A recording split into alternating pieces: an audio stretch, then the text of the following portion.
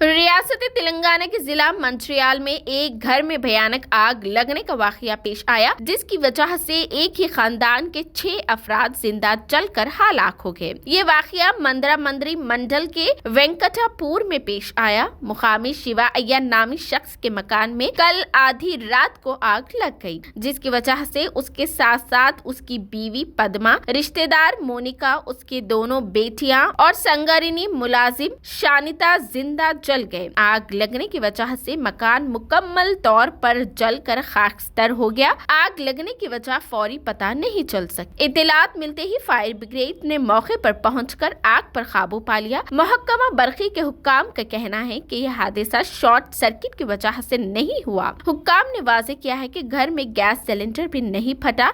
मंचिर्याल के डीसीपी उखल महाजन और एसीपी तिरुपति रेड्डी वाक़े की इत्तला मिलने के बाद मौके पर पहुंच गए। पुलिस ने तमाम जावियों से वाक़े की तफ्तीश कर रही है।